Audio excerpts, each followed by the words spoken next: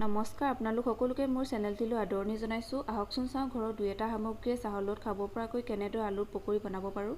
প্ৰথমতে মই আলু লৈছোঁ, বাকলি গুচাই ভালদৰে ধুই এনেদৰে পিহনাত পিহি ল'ম।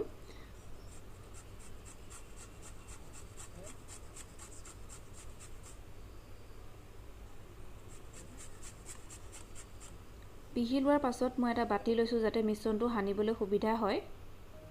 তাতে মিশ্ৰণখিনি দি দিম। এটা ডাঙৰ পিয়াজ লৈছোঁ, সৰু সৰুকৈ কাটি লৈছোঁ মিহি মিহিকৈ, ইয়াতে দি দিম।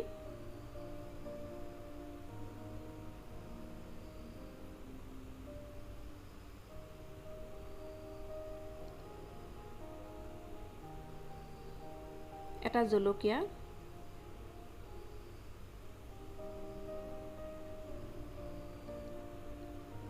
হালধি দিছোঁ,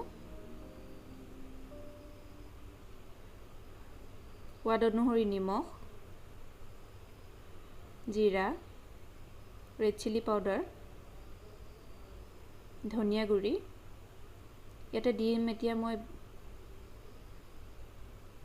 বেচন দিয়াৰ আগতে মই বেকিং সোডা দিছোঁ অলপমান, যিটো দেখাবলৈ থাকি গ'ল। এতিয়া মই মিশ্ৰণটো ভালকৈ সানিম। যদি বেছি ডাঠ হয় তেতিয়া অলপমান পানী ছটিয়াব পাৰে, কিন্তু পানী নিদিলেও হয়। মোৰ অলপমান ডাঠ হ'ল, সেইটো কাৰণে অলপমান মই পানী দিছোঁ। কেৰাহীটো গৰম হ'বলৈ দি ইয়াতে মই ৰিফাইন তেল দিছোঁ। তেলখিনি গৰম হৈ যোৱাৰ পাছত গেছৰ ফ্লেমটো কমাই দিব লাগে। মিশ্ৰণখিনি ইয়াতে মই এতিয়া এটা এটাকৈ দি গৈছোঁ।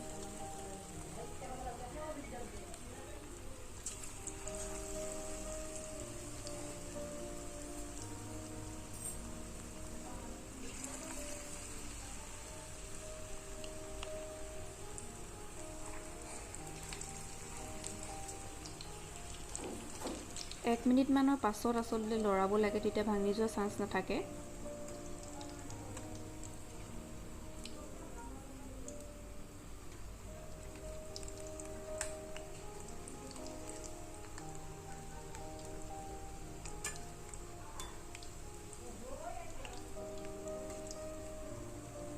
যিহেতু মোৰ ধুনীয়াকৈ পকৰিকেইটা ৰঙা হৈ গৈছে, এতিয়া মই বেলেগ এটা পাত্ৰত উলিয়াই ল'ম।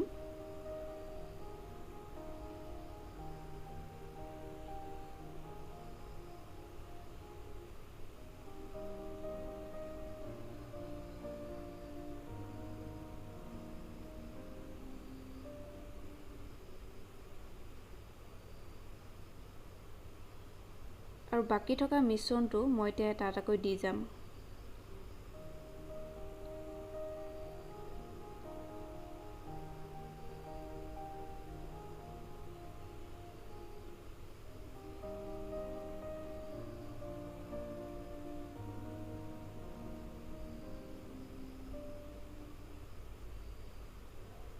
এক মিনিটমান হোৱাৰ পাছত মই এয়া লৰাই দিছোঁ।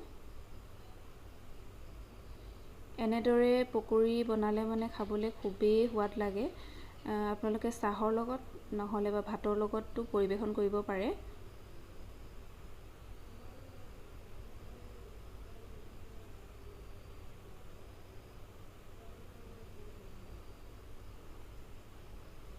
মই আন চাইডে চাহো বনাই দিছোঁ, যিহেতু আমি এতিয়া চাহৰ লগতে খাম। আৰু আপোনালোকেও যদি খাব বিচাৰে এনেদৰে ঘৰত বনাই পৰিৱেশন কৰিব পাৰে। আৰু মোৰ এই ভিডিঅ'টো যদি চাই ভাল লাগিল তেনেহ'লে লাইক, শ্বেয়াৰ এণ্ড ছাবস্ক্ৰাইব কৰিবলৈ নাপাহৰিব। মোৰ এই ভিডিঅ'টো চোৱাৰ বাবে আপোনালোক সকলোলৈকে ধন্যবাদ থাকিল।